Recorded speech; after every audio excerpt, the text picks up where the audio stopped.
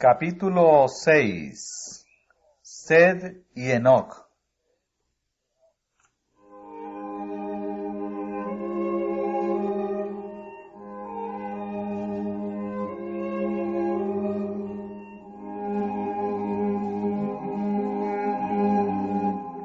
Adán tuvo otro hijo que debía ser el heredero de la promesa divina, el heredero de la primogenitura espiritual. El nombre dado a este hijo, Sed, significa señalado o compensación, pues dijo la madre: Dios me ha sustituido otra simiente en lugar de Abel, a quien mató Caín.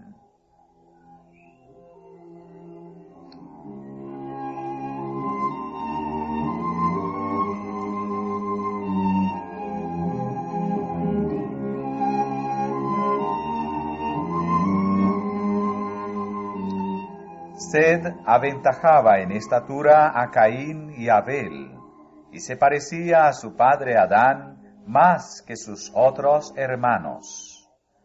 Tenía un carácter digno y seguía las huellas de Abel.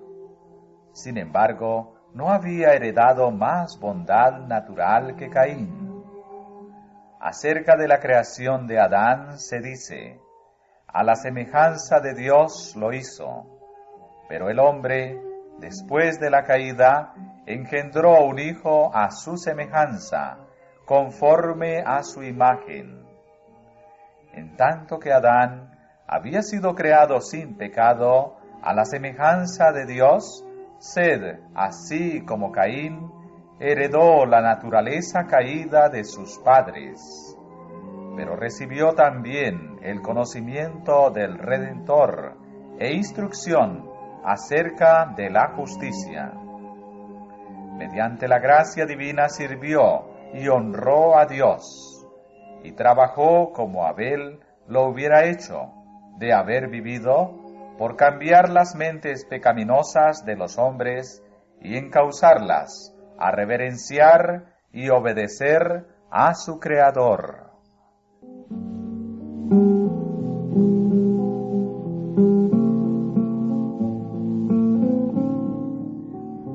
Y a Sed también le nació un hijo, y llamó su nombre Enos.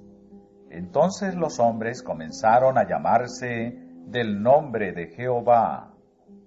Los fieles habían adorado a Dios antes, pero a medida que aumentaba el número de los seres humanos, se hacía más visible la distinción entre las dos clases en que se dividían. Había franca lealtad hacia Dios de parte de una clase, así como desprecio y desobediencia de parte de la otra.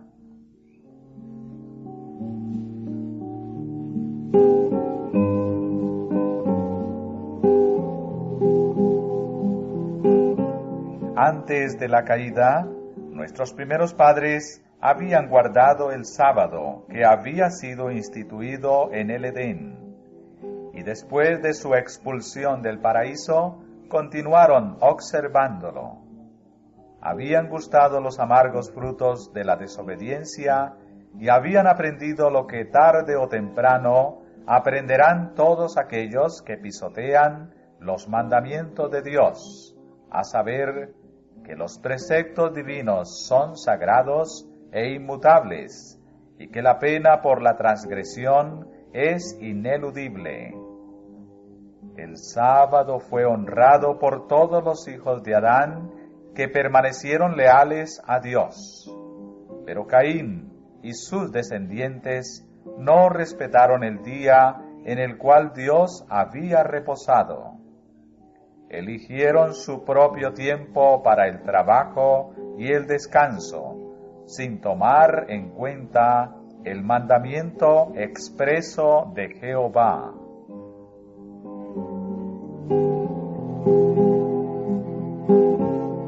Al recibir la maldición de Dios, Caín se había retirado de la familia de sus padres.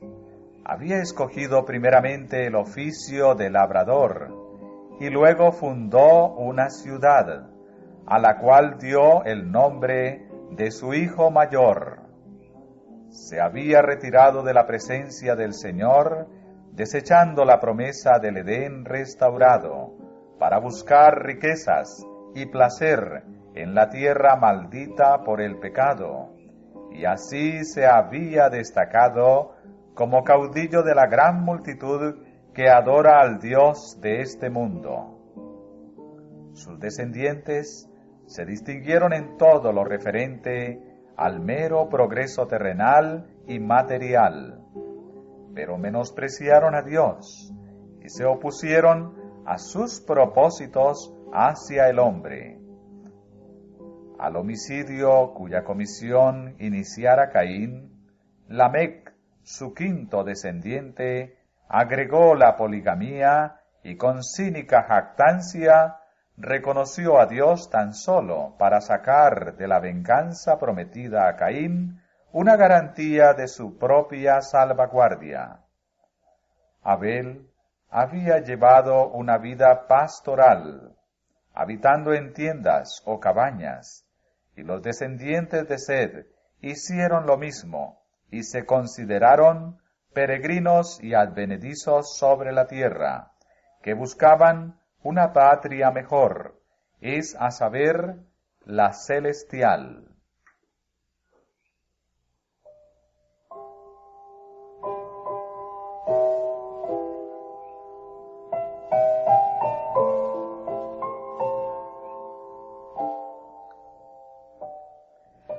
Durante algún tiempo, las dos clases permanecieron separadas, esparciéndose del lugar en que se establecieron primeramente. Los descendientes de Caín se dispersaron por todos los llanos y valles donde habían habitado los hijos de Sed, y éstos, para escapar a la influencia contaminadora de aquellos, se retiraron a las montañas, y allí establecieron sus hogares. Mientras duró esta separación, los hijos de Sed mantuvieron el culto a Dios en toda su pureza. Pero con el transcurso del tiempo, se aventuraron poco a poco a mezclarse con los habitantes de los valles. Esta asociación produjo los peores resultados. Vieron los hijos de Dios que las hijas de los hombres eran hermosas. Atraídos por la hermosura de las hijas de los descendientes de Caín, los hijos de Sed desagradaron al Señor aliándose con ellas en matrimonio. Muchos de los que adoraban a Dios fueron inducidos a pecar mediante los halagos que ahora estaban constantemente ante ellos, y perdieron su carácter peculiar y santo. Al mezclarse con los depravados, llegaron a ser semejantes a ellos en espíritu y en obras. Menospreciaron las restricciones del séptimo mandamiento y tomáronse mujeres, escogiendo entre todas. Los hijos de Sed siguieron el camino de Caín. Fijaron su atención en la prosperidad y el gozo terrenales, y descuidaron los mandamientos del Señor. A los hombres no les pareció tener a Dios en su noticia. Se desvanecieron en sus discursos, y el necio corazón de ellos fue entenebrecido. Por tanto, Dios los entregó a una mente depravada. El pecado se extendió por toda la tierra como una lepra mortal.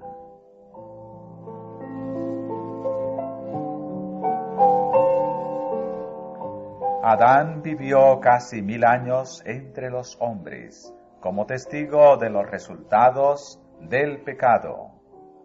Con toda fidelidad trató de poner coto a la corriente del mal.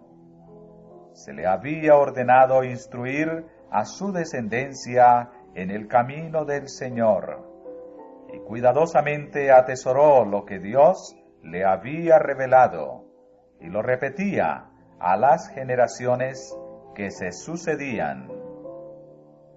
A sus hijos y a sus nietos, hasta la 9ª generación, pudo describir Adán el estado santo y feliz del hombre en el paraíso, y repitiéndoles la historia de su caída, les refirió los sufrimientos mediante los cuales Dios le había enseñado la necesidad de adherirse estrictamente a su ley, y les explicó las misericordiosas medidas tomadas para su salvación.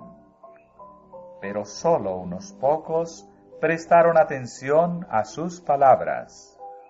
A menudo le hacían amargos reproches por el pecado que había traído tanto dolor a sus descendientes.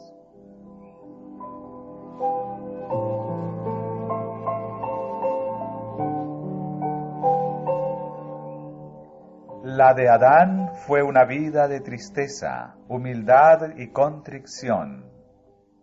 Cuando salió del Edén, la idea de que tendría que morir le hacía estremecerse de terror. Conoció por primera vez la realidad de la muerte en la familia humana, cuando Caín, su primogénito, asesinó a su hermano.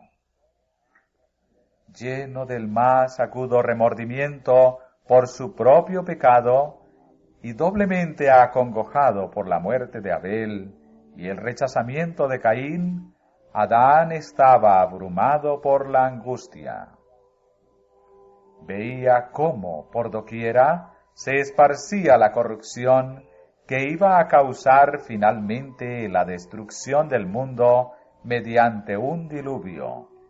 Y a pesar de que la sentencia de muerte pronunciada sobre él por su hacedor le había parecido terrible al principio, después de presenciar durante casi 1000 años los resultados del pecado, Adán llegó a considerar como una misericordia el que Dios pusiera fin a su vida de sufrimiento y dolor.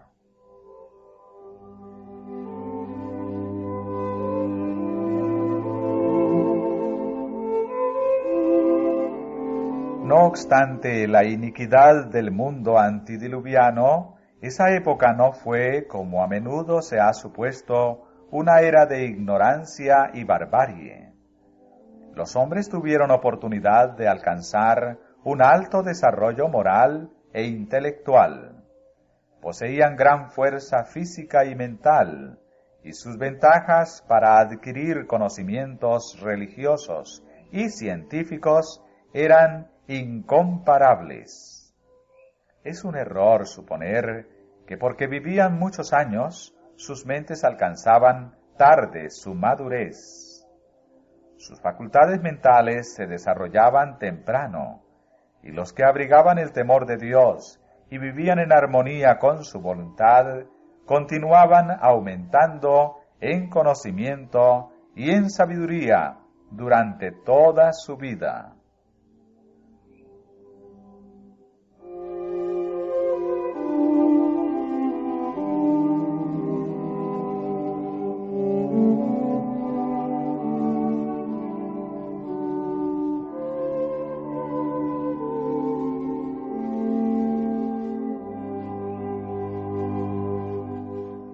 Si pudieran compararse con los antediluvianos de la misma edad, los más ilustres eruditos de nuestros tiempos parecerían muy inferiores en vigor mental y físico.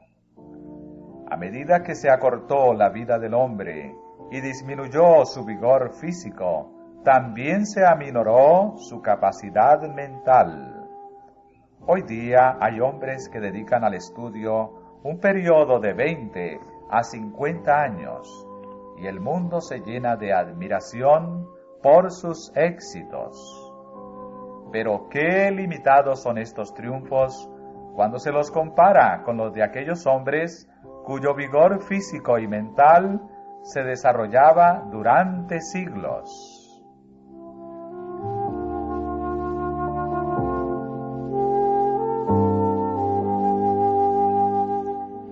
Es verdad que los hombres de los tiempos modernos tienen el beneficio del conocimiento alcanzado por sus predecesores.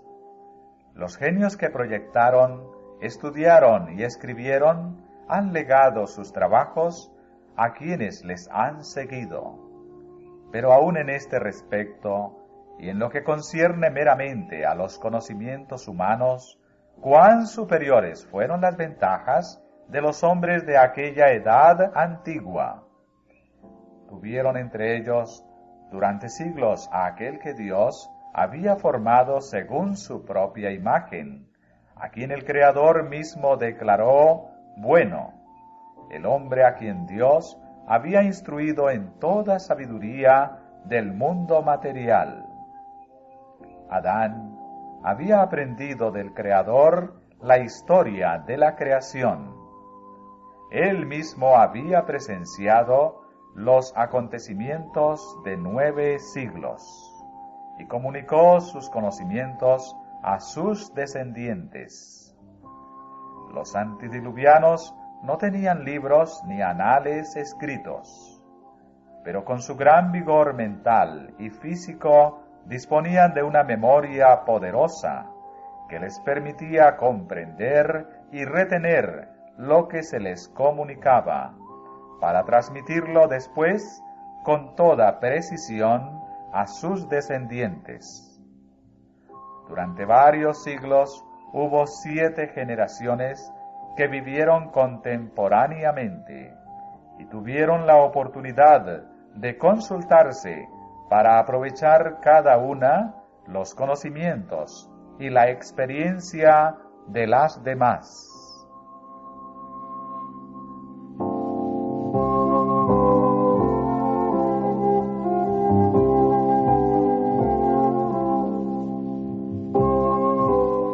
Las ventajas que gozaron los hombres de aquellos tiempos para obtener un conocimiento de Dios por el estudio de su obra no han sido igualadas desde entonces. Lejos de ser una era de tinieblas religiosas, fue una edad de grandes luces. Todo el mundo tuvo la oportunidad de recibir instrucción de Adán, y los que temían al Señor tuvieron también a Cristo y a los ángeles por maestros, y tuvieron un silencioso testimonio de la verdad en el huerto de Dios, que durante siglos permaneció entre los hombres. A la puerta del paraíso, guardada por querubines, se manifestaba la gloria de Dios, y allí iban los primeros adoradores a levantar sus altares y a presentar sus ofrendas. Allí era donde Caín y Abel habían llevado sus sacrificios y Dios había condescendido a comunicarse con ellos.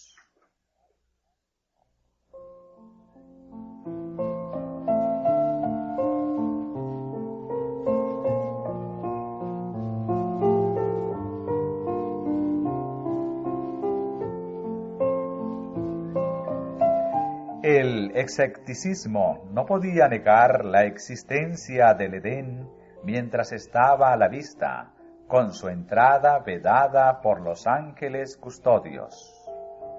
El orden de la creación, el objetivo del huerto, la historia de sus 2 árboles tan estrechamente ligados al destino del hombre, eran hechos indiscutibles, y la existencia y suprema autoridad de Dios, la vigencia de su ley, eran verdades que nadie pudo poner en tela de juicio mientras Adán vivía.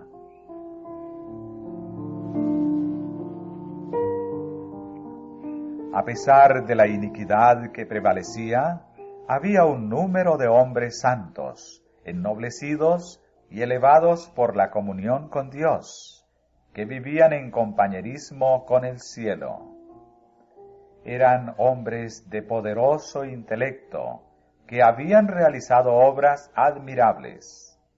Tenían una santa y gran misión, a saber, desarrollar un carácter justo y enseñar una lección de piedad, no solo a los hombres de su tiempo, sino también a las generaciones futuras. Solo algunos de los más destacados se mencionan en las Escrituras, pero a través de todos los tiempos, Dios tuvo testigos fieles y adoradores sinceros.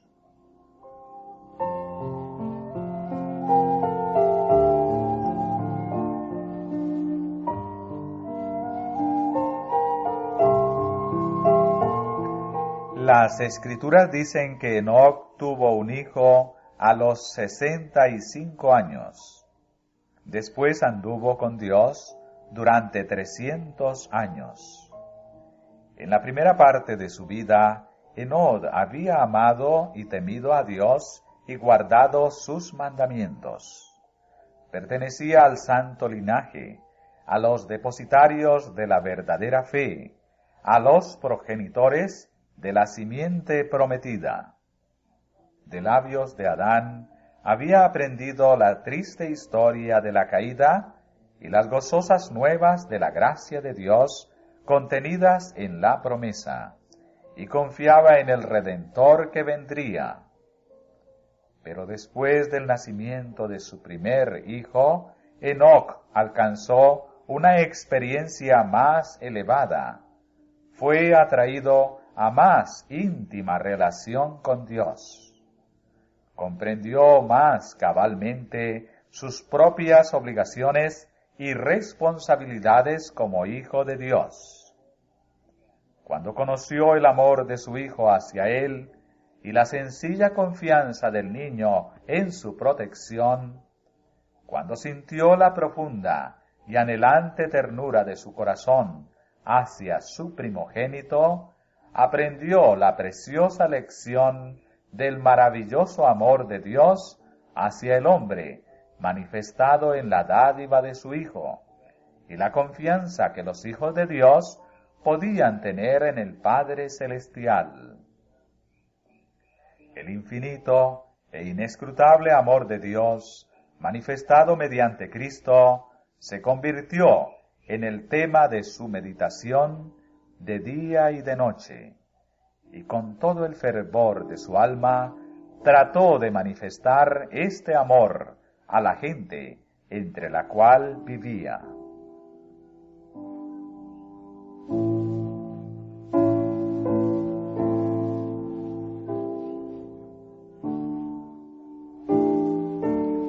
El andar de Enoc con Dios no era en arrobamiento o en visión, sino en el cumplimiento de los deberes de su vida diaria.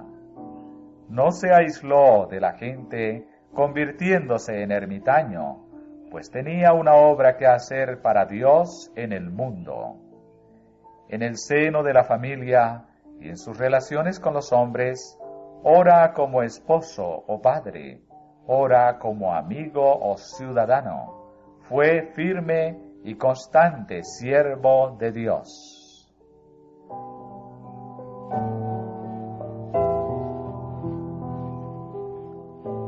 Su corazón estaba en armonía con la voluntad de Dios, pues ¿andarán dos juntos si no estuvieren de concierto? Y este santo andar continuó durante 300 años. Muchos cristianos serían más fervientes y devotos si supiesen que tienen solo poco tiempo que vivir, o que la venida de Cristo está por suceder. Pero en el caso de Enoc, su fe se fortalecía y su amor se hacía más ardiente a medida que pasaban los siglos.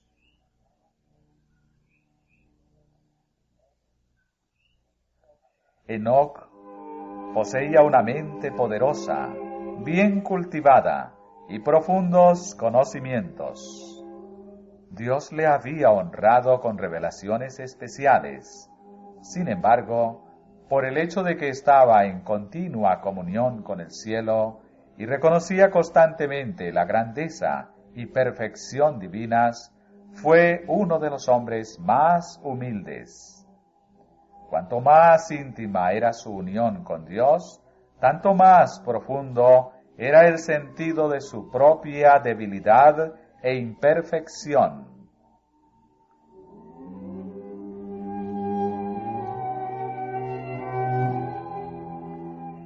Afligido por la maldad creciente de los impíos, y temiendo que la infidelidad de esos hombres pudiese aminorar su veneración hacia Dios, Enod eludía el asociarse continuamente con ellos, y pasaba mucho tiempo en la soledad, dedicándose a la meditación y a la oración. Así esperaba ante el Señor, buscando un conocimiento más claro de su voluntad a fin de cumplirla. Para él la oración era el aliento del alma. Vivía en la misma atmósfera del cielo.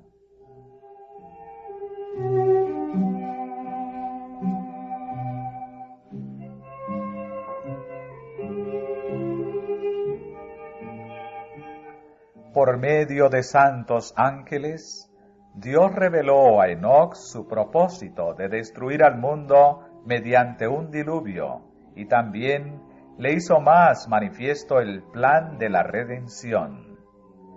Mediante el espíritu de profecía, lo llevó a través de las generaciones que vivirían después del diluvio, y le mostró los grandes eventos relacionados con la segunda venida de Cristo y el fin del mundo. Enoc había estado preocupado acerca de los muertos.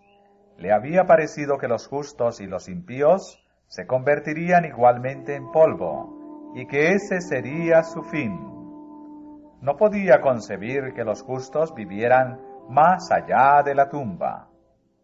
En visión profética se le instruyó concerniente a la muerte de Cristo y se le mostró su venida en gloria, acompañado de todos los santos ángeles, para rescatar a su pueblo de la tumba.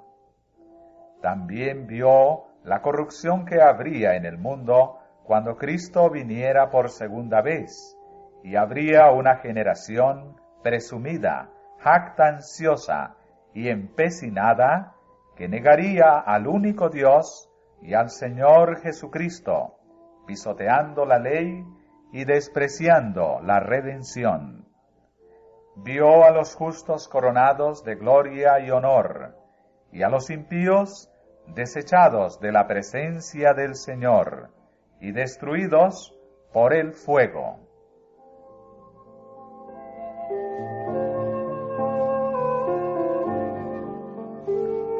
Enoc se convirtió en el predicador de la justicia e hizo saber al pueblo lo que Dios le había revelado.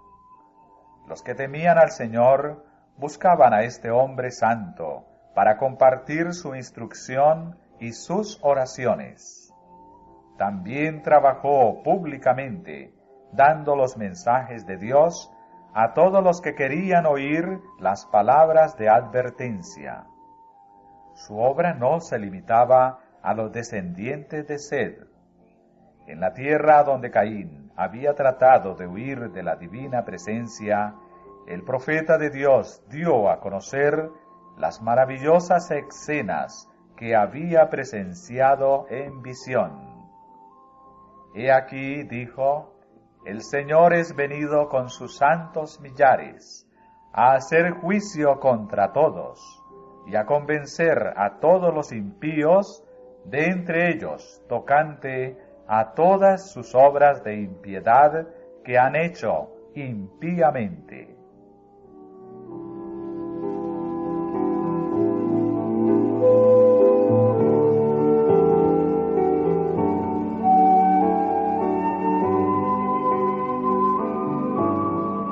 Enoc condenaba intrépidamente el pecado. Mientras predicaba el amor de Dios en Cristo a la gente de aquel entonces y les rogaba que abandonaran sus malos caminos, reprobaba la prevaleciente iniquidad y amonestaba a los hombres de su generación, manifestándoles que vendría el juicio sobre los transgresores.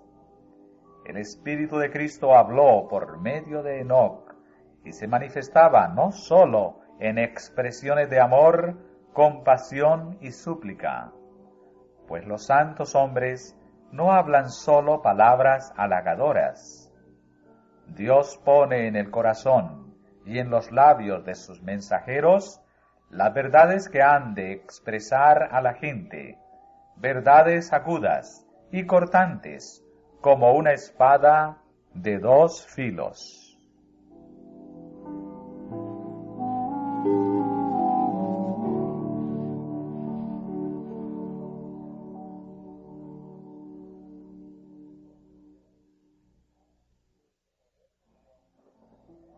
El poder de Dios que obraba con sus siervos se hacía sentir entre los que le oían.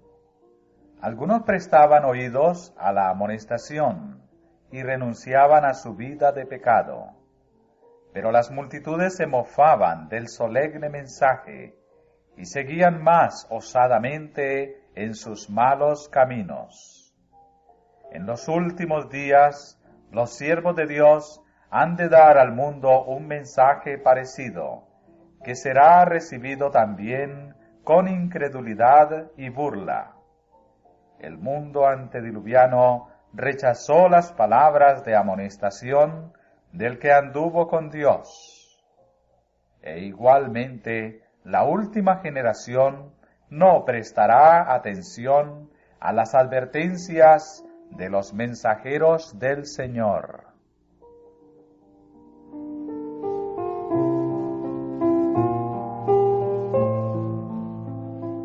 En medio de una vida de activa labor, Enoc mantenía fielmente su comunión con Dios. Cuanto más intensas y urgentes eran sus labores, tanto más constantes y fervorosas eran sus oraciones. Seguía apartándose durante ciertos lapsos de todo trato humano. Después de permanecer algún tiempo entre la gente, trabajando para beneficiarla mediante la instrucción y el ejemplo, se retiraba con el fin de estar solo, para satisfacer su sed y hambre de aquella divina sabiduría que sólo Dios puede dar. Manteniéndose así en comunión con Dios, Enoc llegó a reflejar más y más la imagen divina. Tenía el rostro radiante de una santa luz, semejante a la que resplandece del rostro de Jesús. Cuando regresaba de estar en comunión con Dios, hasta los impíos miraban con reverencia ese sello del cielo en su semblante.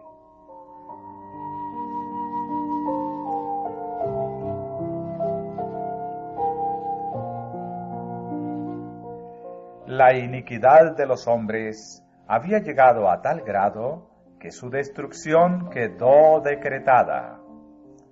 A medida que los años pasaban, crecía más la ola de la culpabilidad humana y se volvían más oscuras las nubes del juicio divino. Con todo, Enoc, el testigo de la fe, perseveró en su camino, amonestando, suplicando, implorando, tratando de rechazar la ola de culpabilidad y detener los dardos de la venganza. Aunque sus amonestaciones eran menospreciadas por el pueblo pecaminoso y amante del placer, tenía el testimonio de la aprobación de Dios y continuó fielmente la lucha contra la iniquidad reinante, hasta que Dios lo trasladó de un mundo de pecado al gozo puro del cielo.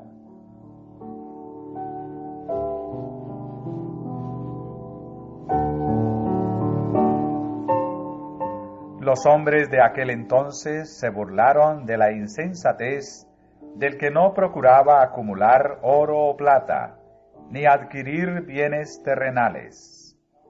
Pero el corazón de Enoc estaba puesto en los tesoros eternos.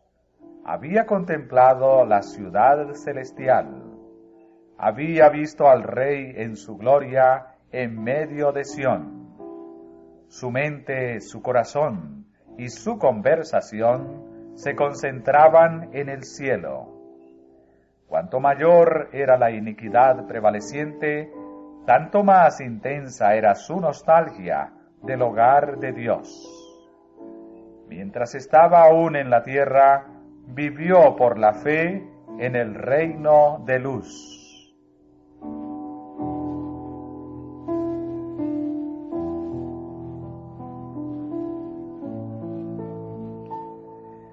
Bienaventurados los de limpio corazón, porque ellos verán a Dios. Durante 300 años Enoc buscó la pureza del alma para estar en armonía con el cielo. Durante 3 siglos anduvo con Dios. Día tras día anheló una unión más íntima. Esa comunión se hizo más y más estrecha hasta que Dios lo llevó consigo. Había llegado al umbral del mundo eterno, a un paso de la tierra de los bienaventurados. Se le abrieron los portales, y continuando su andar con Dios, tanto tiempo proseguido en la tierra, entró por las puertas de la santa ciudad. Fue el primero de los hombres que llegó allí.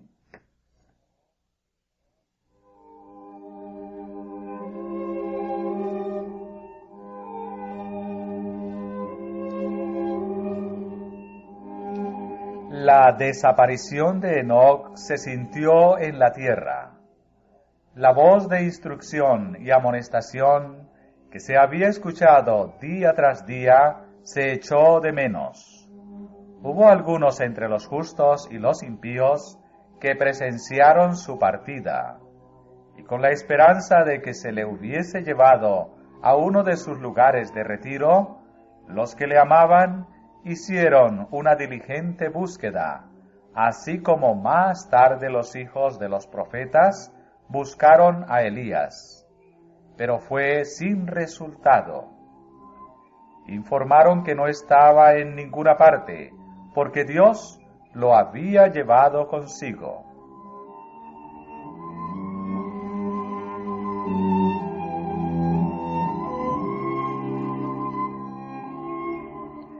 Mediante la traslación de Enoc, el Señor quiso dar una importante lección.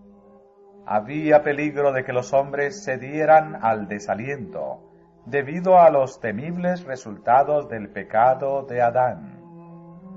Muchos estaban dispuestos a exclamar: ¿de qué nos sirve haber temido al Señor y guardado sus ordenanzas, ya que una terrible maldición pesa sobre la humanidad y a todos nos espera la muerte?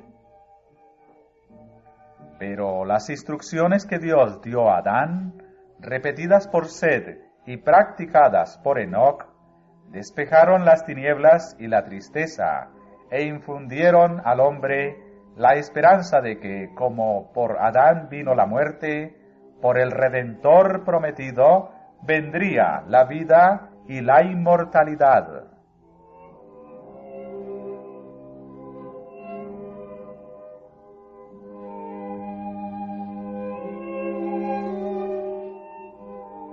Satanás procuraba inculcar a los hombres la creencia de que no había premio para los justos ni castigo para los impíos, y que era imposible para el hombre obedecer los estatutos divinos. Pero en el caso de Enoc, Dios declara de sí mismo que existe y que es remunerador de los que le buscan. Revela lo que hará en bien de los que guardan sus mandamientos.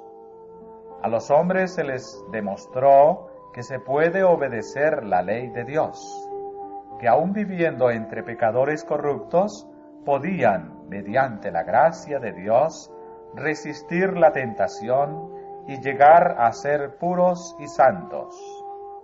Vieron en su ejemplo la bienaventuranza de esta vida, y su traslación fue una evidencia de la veracidad de su profecía acerca del porvenir que traerá un galardón de felicidad, gloria y vida eterna para los obedientes, y de condenación, pesar y muerte para el transgresor.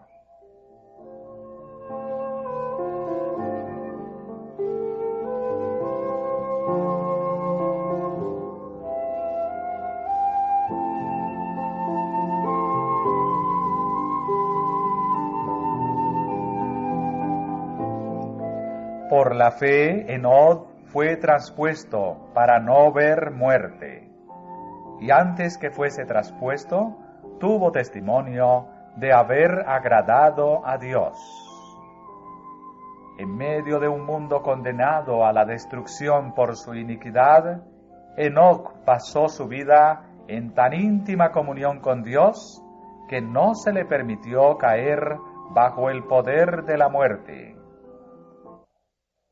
El piadoso carácter de este profeta representa el estado de santidad que deben alcanzar todos los que serán comprados de entre los de la tierra en el tiempo de la segunda venida de Cristo. En ese entonces, así como en el mundo antediluviano, prevalecerá la iniquidad. Siguiendo los impulsos de su corrupto corazón y las enseñanzas de una filosofía engañosa, el hombre se rebelará contra la autoridad del cielo.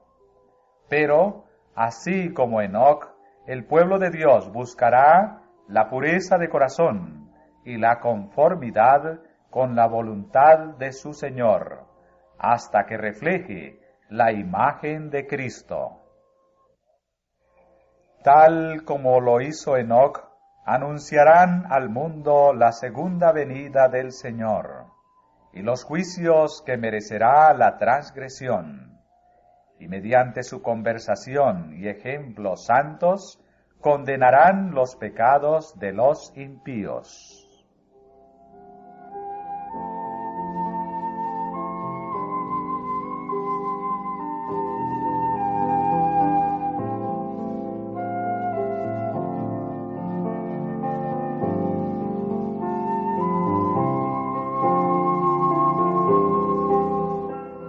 Así como Enoc fue trasladado al cielo antes de la destrucción del mundo por el diluvio, así también los justos vivos serán traspuestos de la tierra antes de la destrucción por el fuego. Dice el apóstol: todos ciertamente no dormiremos, mas todos seremos transformados en un momento, en un abrir de ojo, a la final trompeta. Porque el mismo Señor, con aclamación, con voz de arcángel y con trompeta de Dios, descenderá del cielo. Porque será tocada la trompeta, y los muertos serán levantados sin corrupción, y nosotros seremos transformados. Los muertos en Cristo resucitarán primero.